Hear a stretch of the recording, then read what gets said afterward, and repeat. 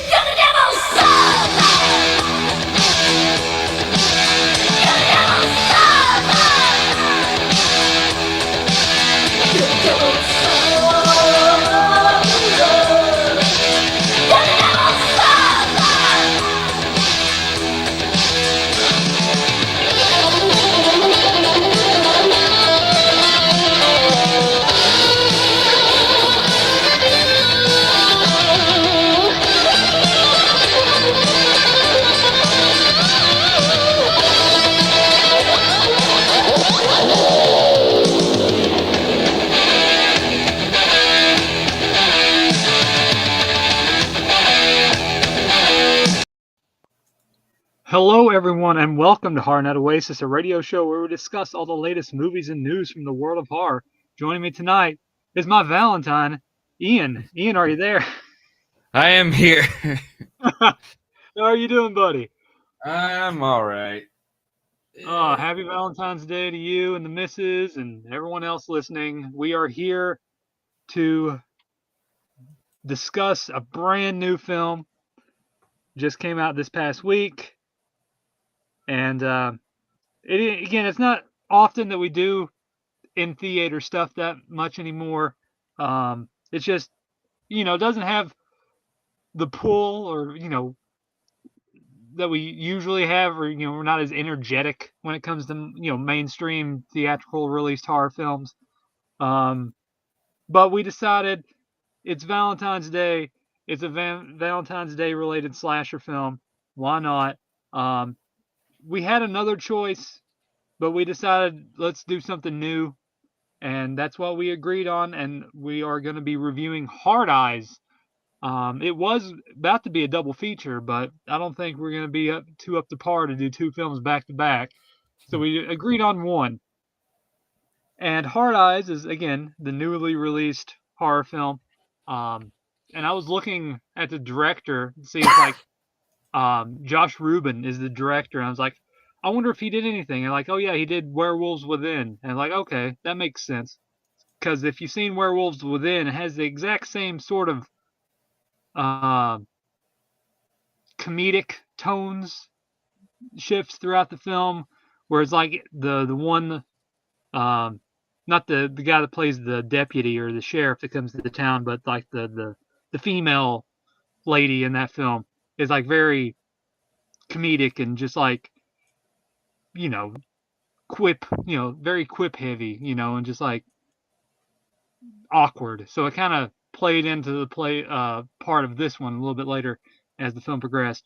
But yeah, let's get into it with Hard Eyes, directed by Josh Rubin. Hard Eyes technically is the story of the Heart Eyes Killer, a killer that's going around every Valentine's Day and killing couples. We are introduced at the very beginning of the film, a pretty funny scene with a couple getting proposed in the middle of the mountains, and it's like all set up and sort of what you expect for like a high-end, couple person to do and doing all that stuff. And it was kind of, like he's proposing, things don't go right with the cameraman, and he's picking up the phone, like, hey, get this right. Like the cameraman, like, I didn't get the shot, the sun was glaring, and like, do it again, and then like, all right, I'll propose to my girlfriend again. And so when that happens, we get Hard Eyes doing his thing, attacking everybody, killing the cameraman, chasing the couple down, to a very interesting kill towards the end of the opening act. And then we're introduced to our main set of characters, which is Allie, and she is working for this agency, this advertising agency for this jeweler, or this jewelry company, line of jewelry. This high end person. I think like Catherine something, or Candace. I don't know if it was Candace or Catherine, but she's like an eccentric. One of those. She has like the rogue hair or the Tulsi Gabbard hair, and um, she's like she did this promo for this ad spots where it's basically historic couples that died. So we have Rose and Jack on the Titanic, Bonnie and Clyde, Romeo and Juliet, and like it's like this high end, almost like Super Bowl ad, and it's like when they're getting killed, like little everything red pops out of them. It's kind of funny, but that didn't go well over with the audience, and so before that, again, I'm kind of all over the place a little bit because I'm still trying to wrap my head around the film. Yeah. Yeah. Same. Because okay, so Allie is going through a breakup as well, and her friend Monica is like her backup, and like you need to get over, you need to do this, you need to do that, and just like telling her as it is. And they go to a Starbucks or a coffee shop. I don't, and that's where she kind of walks into Jay because they have the same coffee order, and they're both sort of awkward with each other. Of course, Allie's more awkward in general because she's just over impulsive in a sense, with all her little actions, and she uses like a metal straw instead of the paper straws, um, which is an ongoing bit throughout the film. The metal straw, and so basically she goes, and then we get to the ad agency, and then we're introduced that the new person to come in to help them with the new ad because of the one that got the backlash, is Jay. And so Allie and Jay, they start forming this. At first, it's like, again, they kind of fall head over heels with each other when they first met because they're both awkward together. But as the film progresses, they sort of go back and forth, butting heads, and have that, camaraderie of sort of falling in love with each other, as well as being attacked by the Hard Eyes Killer, for reasons as it is introduced later on, revealed later in the film. Um, there's also detectives chasing the Hard Eyes Killer, and which is almost sort of like a Final Destination reunion because I think Devon Saw was in the first one. I think the girl that was the female detective was in the second one as the lead. So it's kind of funny to see a Final Destination reunion. Um, but yeah, it goes on, pretty normal slasher routine, where they're doing their thing, the budding romance love story, while also being attacked by, a killer, and it just goes on very, again, it's very Scream esque, but more so the modern Scream, like Scream 5. It's like I've got a very underlying tone of Scream 5 in there. But the killer, the look of the Hard Eyes Killer, I liked it. It's a standout. It's almost like the Collector, where like he stood Yeah. out for a while. Even though they still need to get that third one out, I'm dying to see Collector collected. That's having a hard time, but I digress. But yeah, this was, because we can't really get too much into the spoiler stuff, but we'll try to because we got to work around limitations being new. But I liked aspects of the film, but again, it's very, early thousands, also like Valentine, the early 2000s, 2001 era slasher, like Final Stab, all the other ones like around that time. What was the another one? I've Been Waiting for You, stuff like that. Do you want to know a secret? Those type of like early slashers of that era, um, like and it's just like kind of reminded me Yeah. of that, a little bit more gore involved instead of just like a stab and like blood rushing out of someone's mouth, or a slit throat, like Final Examination, just those early modern, like 2000s era slashers, the bloody murders, stuff like that. But again, for what it was fine. It wasn't amazing, but it wasn't bad either. It was like right there. If you watched all those, like it's just very modern slasher. The love story wasn't too forced down your throat because like the characters and the way they intertwined with Jay and Allie and how they like sort of butted heads and intertwined and the starting of a relationship and just like having the ins and outs of trying to you know progress their love but not showing it. I thought that was a nice aspect because like again it kind of slows down after there's some slashing of like people getting killed and stuff, like stuff in the police station, um, and then like it like slows down where they're trying to figure out stuff and just like again they butt heads and talk and bicker back and forth, and then like you have like them getting back, their groove, and then Hard Eyes shows up again at the drive-in, and then that's like a murderous spree, um, and then it kind of slows down again where they're trying to find out their love, and then it picks back, ramps back up towards the end. But again, it's a perfectly okay film. It's not anything amazing, but for like again Valentine Day slasher films, there's few and far between. Again, there's Valentine, Hard Eyes, um, Cupid with Zach Galligan and Ashley Lawrence, which again is only available on VHS unless it's like a foreign release on DVD. But like that's like that one has some incest in it. And then like what Valentine Day Z, which is a terrible zombie movie. But I'm like again I'm going off the tangent and not like doing um slasher films. So again, there's like they're very few and far between when it comes to and My Bloody Valentine, of course, it's the classic. Um but like this one, I mean it has it flows and it's like again, it doesn't overstay its welcome. It's like 89 minutes, and like when I paused it to take a break because I had like, oh, I'm already halfway through it, 45 minutes, like that's cool. So it's one of those, it's like very you're in, you're out watch, you're not wasting too much time. The film doesn't waste too much time. And it's just like again right there, the kills are good, there's some good practical effects. um but again, like some of the reveals are kind of obvious, really obvious. But again, that's normal. If you watched a lot of slasher movies, they're pretty on the nose with them, a lot of the times. But again, I didn't hate it. I just didn't find it as amazing as I kind of, again, the trailer gives away a lot of the kills, but there's, like one main kill in the van. But there's some scenes later on that aren't, especially the opening scene. That's not revealed in the trailer. Um, So it's kind of again, I'm kind of mixed bag on it.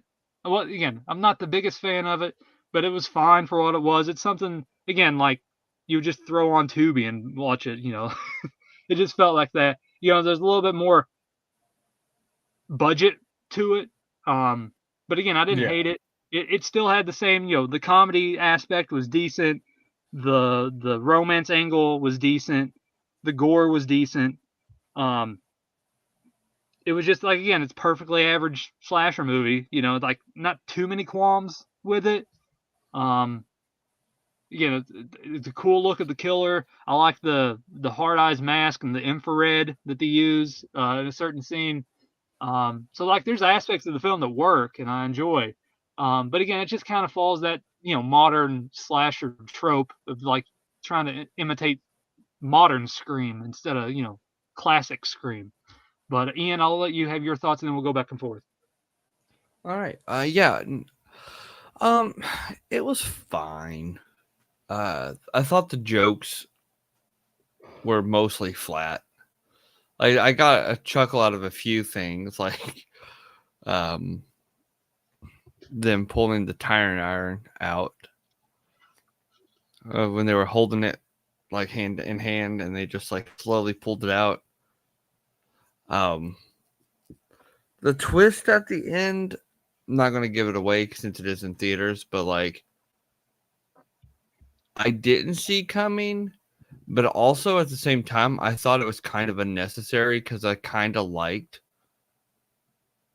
the mysteriousness of it, Yeah, the anonymity and I of just him.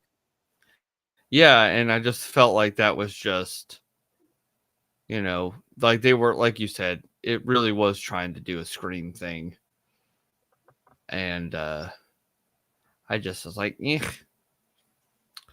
Um, some of the kills were fine. I liked the creepiness aspect of it.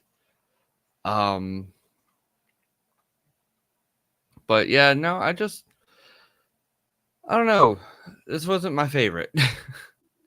Yeah, I mean, I it, kind of like, again, like every new slasher comes out, you're always kind of hopeful. But again, like at least it's something new and not like a rehash or something. Even if it is a yeah, rehash of like a modern Scream, but still, it's something new. And like I'm always all for that stuff. And like how it was with the Collector. Like I really liked the first Collector, and then like I kind of didn't want any more. But then they made the second one, and again, like I kind of liked the second one, but they didn't really go the way I wanted it to. And yeah, like I this enjoyed one, those like too. yeah, and like with this one's like I liked aspects of it, but it just didn't go where it kind of wanted it to land. Where that first one was, the first Collector film was like contained and just an, a great film. In my opinion. Yeah, Whereas the second one just kind of fell off the wayside. Um, and they just had so many big shoes to fill with that second one. Whereas like where are they going to take it? And then they just like, oh, that's it. Um, and like this one, like with the trailer, I mean, they kind of give a lot of stuff away. Like I really wish they didn't give the van scene away because that'd have been better not seeing that. Um, but again, there's still some other cool kills, especially prolonging with the tire iron sequence. When what you mentioned, there's still a little bit more gore there that they don't show and practical, so that's pretty good. But yeah, it's just like again, just a normal modern slasher that just like yeah, it's fine. It's like the My Bloody Valentine remake. I wasn't a fan of it, but people like it. But you know, yeah, I'm not because I don't like the original too much. Um, but it was again, it's just like I can't really like hate on it too much. Like like it's fine. It wasn't terrible, but it's like the same thing with this one. Like I liked aspects of it. Um, but again, it's just like again, it's more again, the romance wasn't too in your face. It's sort of like how Lisa Frankenstein was, like the romance wasn't too in your face, as opposed to like Warm Bodies, which came out like Valentine's Day a couple years back, and it's like that one was too heavy-handed, and I just did not like Warm Bodies at all. And like this one, I'll watch again. Like Warm Bodies, I haven't watched, um, I've never because seen there's it. some good. Oh, you don't. Um, it's just don't. Um, but yeah, like this one, it's fine. I don't know. I mean, obviously it's gonna be sequel baited because it's gonna be sort of profitable, and they're gonna have like more hard eyes. It's like the escape room films. Like the first one, you're like, oh, that was okay, one and done, and then they continue on that story of the lore of the people that run the company of the escape rooms. Um, Even though there hasn't been a third one yet, which I don't know why not, because he left the second one off with a big cliffhanger. This one I can see like being picked up again with like a new, you know, host. I don't know if it'd be the same people he's going after, but I can just see it like continuing on. If not, it's a fine one and done. Sometimes the one and done slashers are really all you need to do. You don't need to Yeah, oversaturate anything. Um, but yeah, it's like it was perfect. It was serviceable. I mean, it's one of those where I'm just like, yeah, it was fine. Nothing amazing, but it was fine. It's one of those like, okay, just watch them, like a movie marathon come Valentine's Day. You can have this, My Bloody Valentine, pick your choice, and then Valentine. You have your step up, if you want to start from the 80s and go up through the decades or go backwards, So it doesn't really, it fits your, perfectly for what it is. And again, like the love story, it was quirky and awkward because their characters were that way. Both of them were. Um, but yeah, it was just like nothing really too grand, but it was fine. You know, that's what you said. It's and I kind of expected a little bit more, but again, I with most modern stuff, you know, you kind of expect a lot. But again, I like the look of the killer.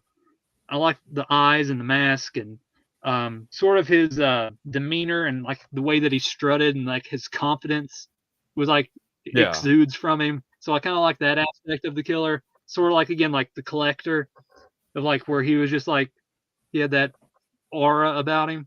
And same thing with this one with Hard Eyes. He just has that presence when you see him on screen, sort of like again Ghostface and all these other ones. Um, so they did a good job there. Again, it's quirky, it's awkward. Um, I mean, I think it's a fine date night movie. I wouldn't Yeah. say it's not because it does have a romance factor. It's not overbearing and berating. Trying to love, you're different, this, you know, as it was in Warm Bodies. Um, so it's perfectly fine in that aspect. So it's not one of those where you're just gonna walk out like, oh my god, that was just I don't want to date ever again, you know, like has the message over beach, you know, over beach over the head. Yeah. This one, it's all justified. It works with the story, and you know, again, it's just very Scream, modern Scream. That's with Valentine's Day Scream. That's all it is with gore. Yeah. So I just really wish they would have written the jokes better. Like, I personally felt like some of them were just way too forced.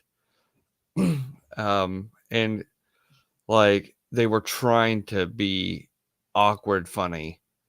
And I just like I got some chuckles out, but I was just like I don't know, it was just it felt very like the line deliveries were kind of flat. Like the one joke that stood out was like, "My muscles aren't made for violence. They're made for cuddles." I was like, "Wow." I was like that is I was just like and like the way he delivered it like it was just kind of I don't know, it felt a little just felt like it was a little flatlined for to me. And it just was like a steady theme with all their jokes were like, "Oh no, I'm gonna get fired." And then like when she like busted the guy's nose and her friend was like, "Sorry, she's getting fired today." yeah, And I it's was like like, "Oh, the dialogue sort of like it like in a different movie. It's like the dialogue's from a PG-13 movie, but then they have all this gore that makes it an R movie, and it's just kind of it's like lost a little bit, where it should have been like I don't know. I guess it's supposed to be that way. I don't know. Of course yeah, it's no, supposed to like be, it just but felt it's just like it was trying to be the new girl or something yeah. in their quirky humor." It's like I don't know. Once bitten with Jim Carrey, like how like that humor like works for its tone and like the romance aspect, and then you get the other like Vampire's Kiss, and it's just like over the top and ridiculous, and it's just like sort of like in a way it's like that. Like the film's like sort of straightforward, but then it's like one of the films doesn't match with one another. You know, some of them can toe the line pretty good, other ones just like go off into the deep end, and like this one is like it's I don't know, it's just wavy. Yeah. But I mean, it's not bad. I mean, it was just No, like, I mean, it's fine.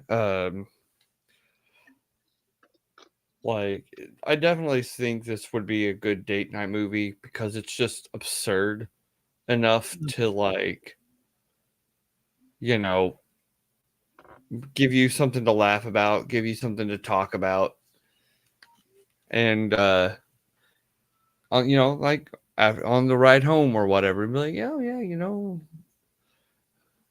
and it's not super mean spirited